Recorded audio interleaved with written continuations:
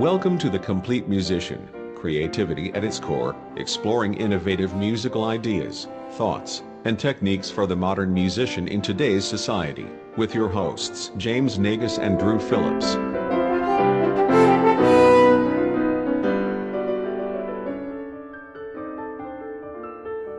Hey everyone, and welcome to the next episode of the Complete Musician Podcast. I'm Drew. I'm James. And I am your host this week. This week is going to be the first in our little segment that may or may not be consecutive. We haven't decided yet. Just depends on how much we talk.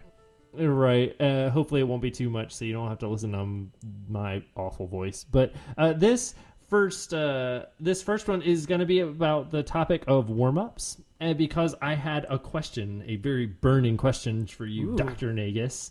So my question is talking about whether or not you require your kids to do a specific warm-up. That is a good question. And there's so many schools of thought.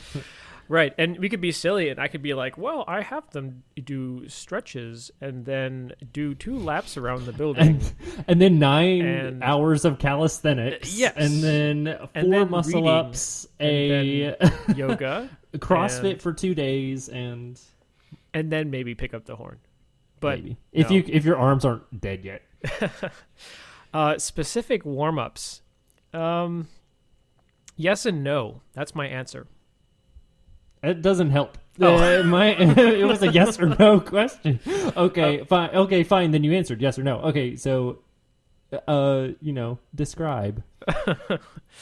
Well, all right. So I think I have a sheet that I call my warm up, and it's a series of exercises, mostly overtone series based, that works for me. Yeah. And I know you do as well because we talked about it in the IHS, the horn call. Shameless plug. Article. Yep, the February 2018 edition. So, so I introduce these exercises to my students, but I explicitly say, this is what worked for me. I think it's going to help you, but ideally the goal of any warm-up is personal. It's a collection of exercises that works for you the best. So, and I do require them to do a warm-up as in terms of, I guess, require being highly suggested, even because I'm not there supervising them. But I don't have a specific set of you must do all of these things. It's more like, here's a bunch to choose from. Now you go and find out what works for you. Yeah, I find the topic kind of controversial because I know when I came through undergrad, I had a specific warm-up that I did that was dictated to me every single day. And it was like between 30 and 45 minutes it took to do it. I could still do it by memory today. And it covered the entire range. It covered all the things I needed to do. And it was fine. But then, of course, like you said, I decided to make it my own and come up with my own ideas and that kind of thing. With my own students, I feel like with people who I think that warm-up that was dictated to me exactly was really great for me because I wasn't solid on all of my fundamentals yet. I didn't really have a pedagogical thought about like why I'm doing things at that point in life. I think I was just like doing it, like I was just playing and warming up to warm up, and I thought about what each exercise did, but I wasn't like, why am I doing this way, Huh. Well, if you're talking about technique, that sounds like you're talking about more like a maintenance type session. And that begs the question, what is a warm-up supposed to do? So for you, what is a warm-up? What is the goal of a warm-up? The goal of my warm-up is to practice and get better while also preparing to play whatever I need that day. Okay. So there's technique. There is some element of kind of maintenance session in there. And I think, like I said, it was really great that before you interrupted me. I'm just kidding. But it was great that it was dictated to me because I was young and I had something to do every day that was making me better. And so I'm thinking about that now for my own students who are, younger musicians, like just being in college for the first time, some having taken lessons, some never having taken lessons, just, new to the whole, what is expected in college and the growth that they're going to make. And So I was considering doing that for my students, both trumpet and horn, just writing out like, you have to do this every day. It's challenging. You can always push yourself further than what it is, but you have to do these things every single day. And like, you have to follow this note by note. I'm undecided about whether actually I want to do that. And I wanted your opinion. Well, I think that it is our job, to be essentially coaches for our students, and coaches, they tell their athletes how to condition, and they have them do series of warm-ups and stretches and things. So I don't think it's necessarily a bad thing that we're having our students do these exercises, especially the ones that maybe have never been told how to warm up, or that really you don't have the autonomy yet to figure these things out on their own.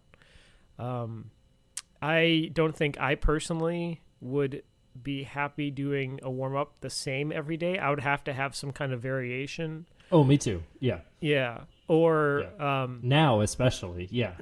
Yeah, that's true. But I guess starting out, it's a good foundation. It does set them in even a headspace of like, okay, I'm going to start focusing and practicing. My only with purpose, concern is some of these warm-ups that I've seen, these that are like whole book routines that are like 30 minute, a 45, an hour and a half. I'm like, well, okay, you're warmed up and then you're done. Like, I mean, dude, like, look at, I was talking about it today, like, the Farkas warm-up is, right, like, crazy. I mean, it's only, like, 5 pages, but he gives, like, pre-warm-up and then, like, daily warm-up. I just know I will never be able to cover that range that he covers in his warm-up immediately first thing in the day. Heck no. No, I can't do it. I can't pop out high C's on the third exercise of the day. Oh, you're right. Like, that's crazy to me. And so I guess that also asks the question, you kind of covered it, like, I think our warm-ups need to be, I think there needs to be an element of maintenance, as well as getting your lips prepared for the day, but I don't think you should be, like, exhausted after you're done with it. Right. That, like, defeats the entire purpose. I mean, that kind of goes, my philosophy on what a warm-up is it's a series of exercises or stretches that gets you ready to play anything you have to in the day. And so that once you're done with that, you could just jump right into a rehearsal and go. I know some people don't feel that way. They feel like I'll have my morning warm-up session and then an hour or two before I start actually needing to play for the day. And that's great. It's just that's not always available. Right. Too. Yeah. Yeah. So. It's a tough topic. I know if we posted this on like Horn People on Facebook, we would get 400 comments of so many varying opinions of, like you said, there are people who do what we do, which is like a little bit different variants every day, but the same kind of skills, based a lot of overtone series based, but also some technical skills, or, things with keys and whatever.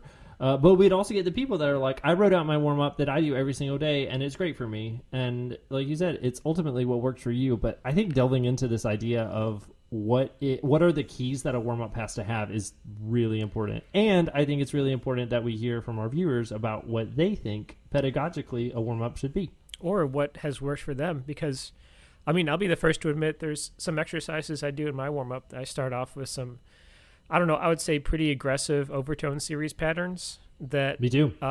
Some people, they don't work that way. They need to warm up in different ways. So, but I think like you said, the really important thing is really thinking, what is good in a warm up and what is a little more sequential and maybe pedagogically the way the horn works. Then, cause I'm sure we've all heard warm ups, especially younger students going to, I don't know, any kind of all state or solo ensemble, and you hear all these really like just playing loud notes or just doing all kinds of crazy stuff which has its isn't place, really helping. Oh but yeah, not like not in when you're in a crowded gymnasium with 400 other people. Oh gosh, the gymnatoriums.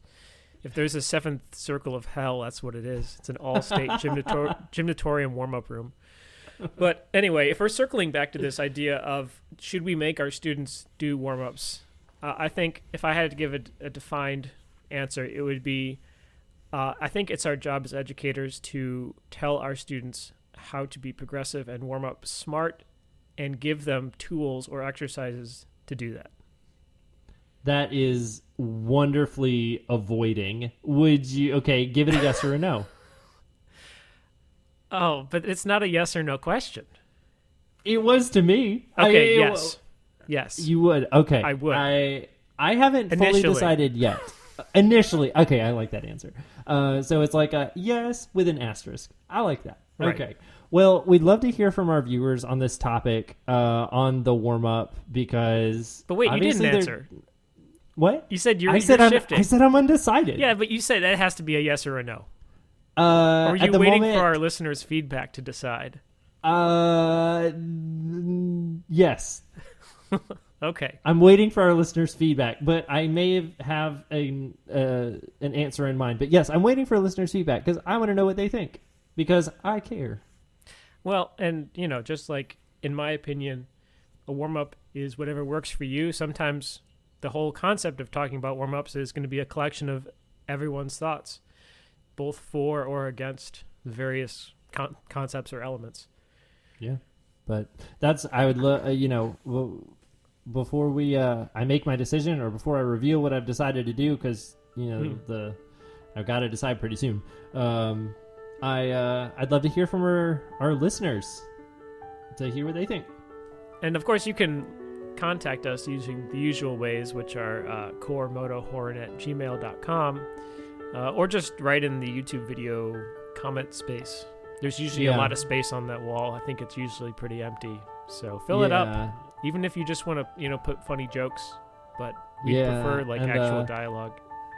James Carrier pigeons are not in service at the moment, so you can't contact him that way. No, but our they're too emails cold. are still good. Even through our it's too cold. Even through our individual websites is good, or through YouTube, or our Coremoto email, or follow us on Facebook. That's right. You should do it. You should do that. Anyway, well, thanks everyone for listening. We'd love to hear your thoughts and all of your ideas and bad jokes and puns and all of your silly stories about what you did over the holidays and great recipes. Especially good meatloaf recipes. And remember, from the words of a famous song we all love, "Hey now, you're an all-star. Get your game on. Go practice."